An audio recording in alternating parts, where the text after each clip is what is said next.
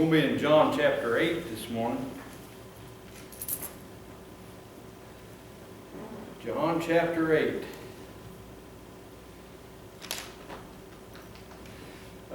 There is one thing that I forgot. We need to remember Matt and Megan and Mackenzie and Wayne in our prayers. Where Mackenzie had COVID, we need to keep them in our prayers too this morning. So remember them. John chapter 8, I'm going to begin reading in verse 1. It says, Jesus went into the Mount of Olives, and early in the morning he came again into the temple, and all the people came unto him and sat down and taught them. And the scribes and Pharisees brought to him a woman taken in adultery. And when they had set her in the midst, they said unto him, Master, this woman was taken in adultery, in the very act. Now Moses in the law commanded us that such should be stoned. But what sayest thou? And this they said, tempting him, that they might have to accuse him. But Jesus stooped down and with his finger wrote on the ground, as though he heard them not. So when they continued asking him, he lifted up himself and said unto them, He that is without sin among you, let him first cast a stone at her. And again he stooped down and wrote on the ground. And they which heard it, being convicted by their own conscience, went out one by one, beginning at the eldest, even unto the last. And Jesus was left alone, and the woman standing in the midst. And when Jesus had lifted up himself and saw none but the woman, he said unto her, Woman, where are those thine accusers? Hath no man condemned thee? And she said, No man, Lord. And Jesus said unto her, Neither do I condemn thee. Go and sin no more. You know, as we begin to think about this morning, I titled it Skipping Rocks. And as I thought about this message, I thought about my youth a little bit, how I like to, every time I was around a body of water, I like to skip rocks. You know, I like to throw them things and see if I can get them to skip across the water. And there at the house we had a pond, and I'd go down to that pond and I'd throw rocks for hours on end, trying to get one to skip all the way across the pond. And I don't know that I ever accomplished that, but I tried and I tried and I tried and all those things. And in our lives sometimes, though, as we think about this and begin to translate that to our message, one of the first things we do, regrettably, is we fire away with those rocks, don't we?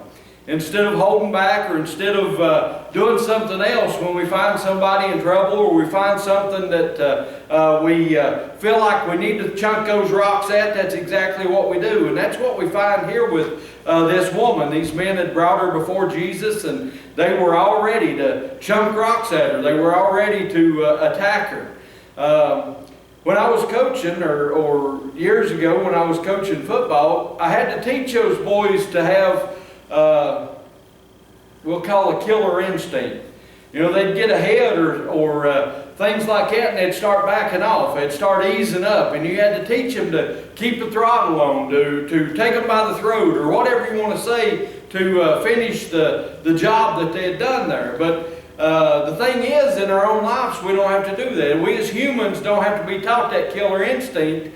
Whenever we see somebody struggling or somebody in sin, we have no problem a lot of times pointing those things out. And the sad thing is, it don't just go for those that are not Christians.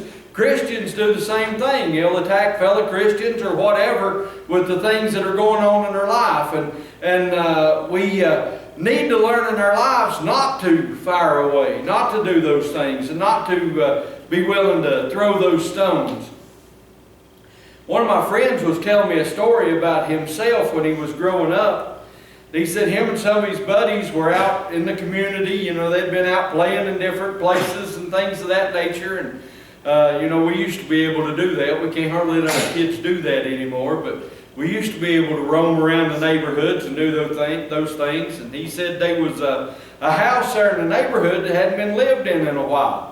And they come up by that house, and one of the boys in the group said, Hey, they're going to tear down that house. Let's see who can knock out a window. So, you know, he said, Hey, we better not do that. We shouldn't do those things. And the guy said, Oh, they're going to tear it down. It won't matter anyway.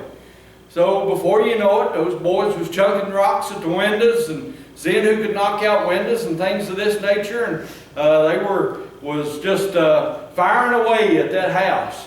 somebody drove by and see him. I don't know, a neighbor or friend or whatever, but anyway, they told his father that they'd seen him down there chunking rocks at this old house. And when he got home, Daddy was waiting on him.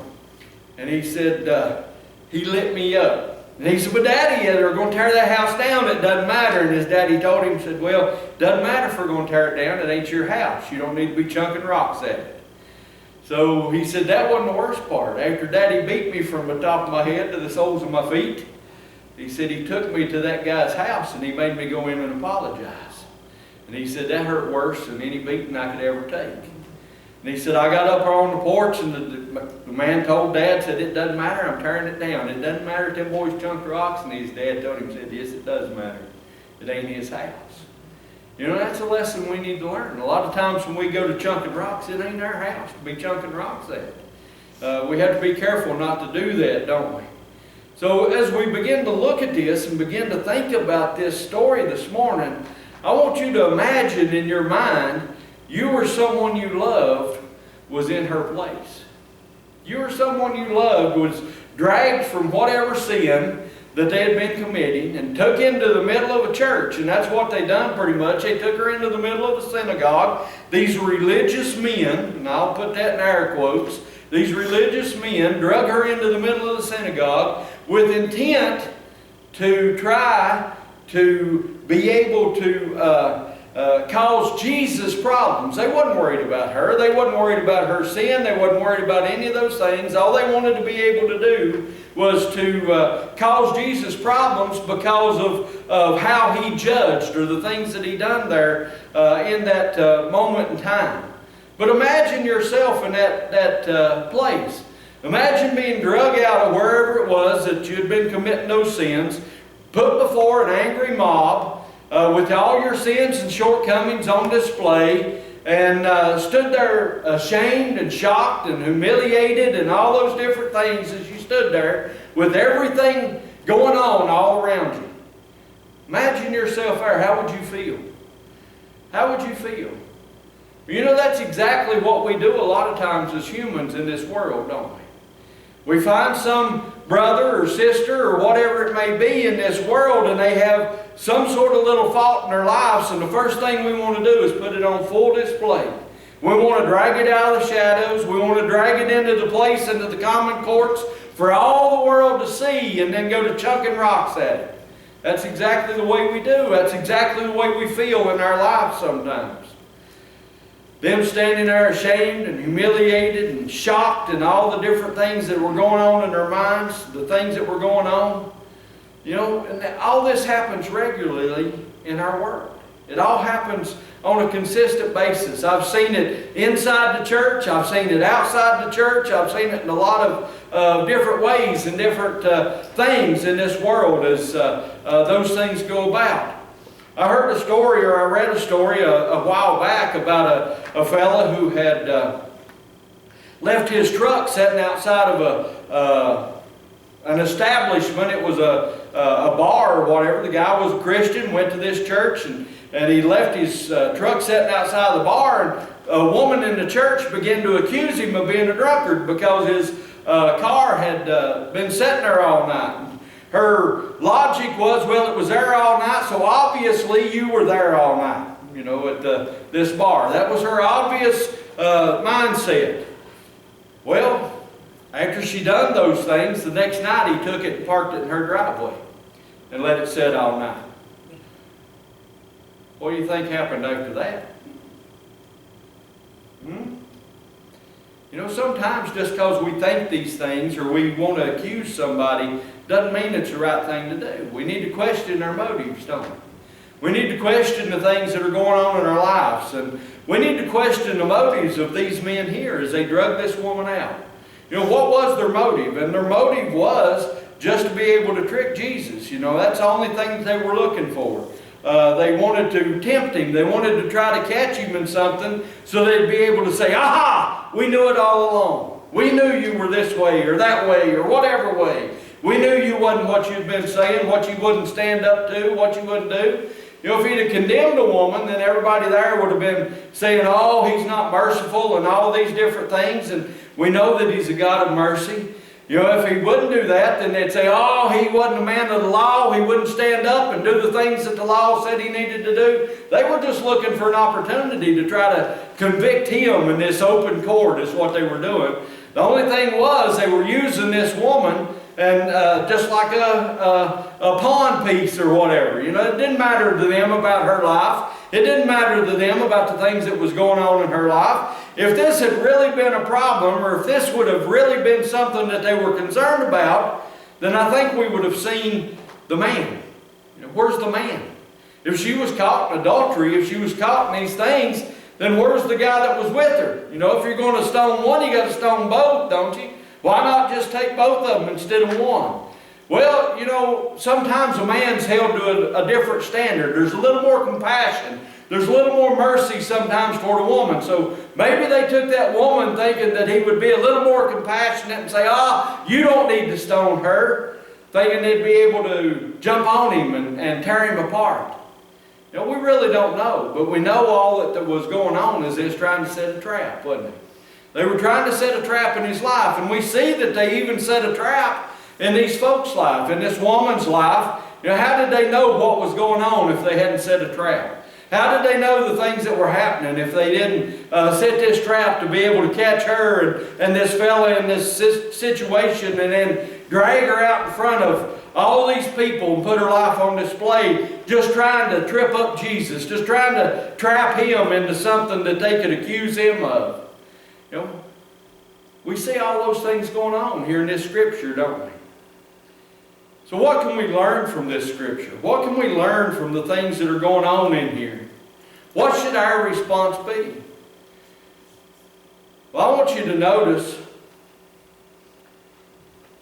in verse 7, he says, so when they continued asking him, he lifted up himself, and he said unto them, he that is without sin among you, let him first cast a stone at her.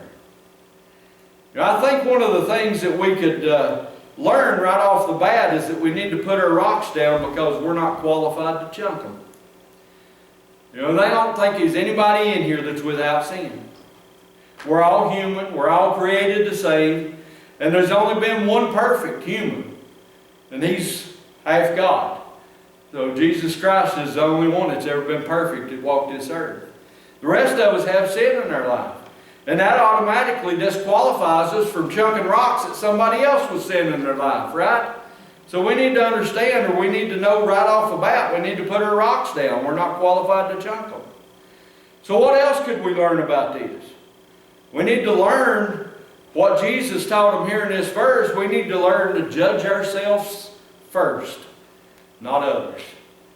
You know, a lot of times we want to instantly to judge somebody else. That way we're able to point a finger and take the pressure off of us. We're able to take ourselves out of the limelight somewhat. We'll point that finger at somebody else and we'll say, well, look at their life. And we even do it in our own lives sometimes as we have those failures, and we'll say, well, look at old Jim Bob down the road here. You know, look at how he lives, or look at the things going on in his life. We're doing better than he is. You know, we do those things a lot of times.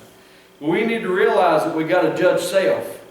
You know, I'm the only one that I'm responsible for. I can't judge anybody else. I wouldn't judge anybody else for things that I've done in my life. I need to be sure that I never allow myself to do that. You know, God saved an old sinner. And I'm still an old sinner saved by grace. That's all I am. And I'm thankful for that today. And if I get beyond that in my mind, I begin to think that I'm something more than I actually am, then I find myself in trouble. I need to always remember I'm just a sinner saved by grace. And learn to judge self and not others. I need to recognize our guilt. You know, I need to recognize my guilt. A lot of times we tend to deny or diminish our guilt, don't we? You know, each and every one of these men that had brought her into this place, they had sin in their life. Now, we don't know what went on. They may have had some sort of contact with this woman, and that brought about their desire to drop their rocks and walk away. We don't know. It may have brought a thought pattern into their life of something else that was sin, and they said, oh, I can't throw a rock because I've got this in my life. But whatever it was, they had diminished those things in their mind, or they had denied those things whenever they went after this woman. And Jesus, all he said was, hey, think about your life first. And when they started thinking about that, they realized that they had those things in their life, didn't they? A lot of times we tend to deny them, or we tend to diminish them. And we need to look at those things first as before we even think about pointing at somebody else. And we need to think twice before we point, don't we? But we need to think about that guilt. We need to realize that Jesus forgives and restores. In a little bit here, Jesus, it says, stood up. In verse 10, it says, when Jesus had lifted up himself, and saw none but the woman, he said unto her, Woman, where are those of thine accusers? We realize that all those others had realized that they couldn't throw a rock, so they'd walked away. Jesus asked, where are all these folks at? And she says, he says, hath no man condemned thee? And she said, No man, Lord. And Jesus said, Neither do I condemn thee. Go and sin no more. So we see Jesus forgives. Not only did he forgive, he restored her. You see what he called her there? Woman. That's the same word that he used when he spoke about his mother. He restored her to that level. He didn't put her down. He didn't put her in a different category or anything else. He restored her to where she should be. He brought that back into her life. When he comes into our lives, he restores us to that proper place, to that proper position, that we are a part of his family. He restores us into that place. He forgives us and restores. We need to learn that he called her here to a lifestyle of holiness. He said, Go and sin no more. When we become a part of his family, that's exactly what he says to us. Go and sin no more.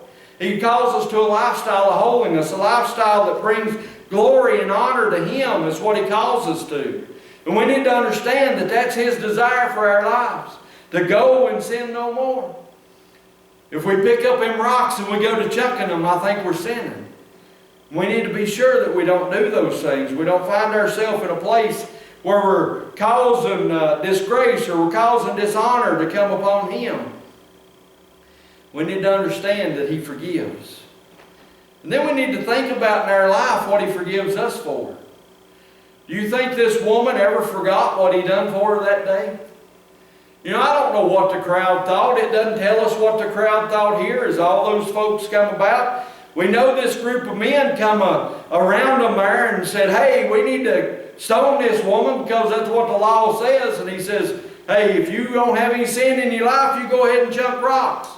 Now, probably the whole crowd was with those people. We know what the law says. They's probably all hunting them a rock there. And then he says, hey, if you don't have any sin in your life, go ahead and chuck that thing. How do you think the whole crowd responded? We don't really know. We don't see that. It tells us that these men walked away, that they didn't do those things. But I'll bet the whole crowd kind of felt humiliated and humbled because of what he had said. It brought conviction to everybody around, didn't it? It ought to bring conviction to our life. So what does Jesus forgive us for? And do we ever forget it?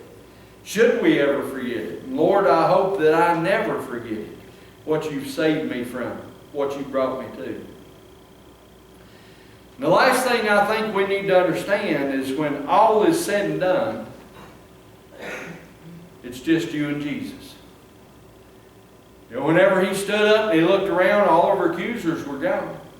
It's just him and her there. One of these days, there's going to be a lot of accusers in our lives. But one of these days, we're going to stand in a place where it's just us and him. Just me and him. I'm going to stand before Jesus and I'm going to give an account. And he's going to tell me one of two things. He's going to tell me, welcome home, my good and faithful servant. Or depart from me, you worker of iniquity. That's one of the other things I'm going to hear. When it gets right down to it, it's only me and him. So I have to ask you this morning, is that relationship you have with him solid enough to where you're confident when that time comes, you're going to hear, "Welcome home, my good and faithful servant." You see, that's all that matters. A lot of times in our lives, we're going to be skipping rocks. We're going to be trying to chunk those things that others in our world that we live. We're going to have times that we want to strike back. But Jesus here tells us, if we ain't got sin in our life, we can do that. But if we got those sins, we need to hang on to our rocks. And one of these days, we'll stand before Him and give account for those rocks. Are we ready to give an account for those rocks? If you would, stand with me this morning.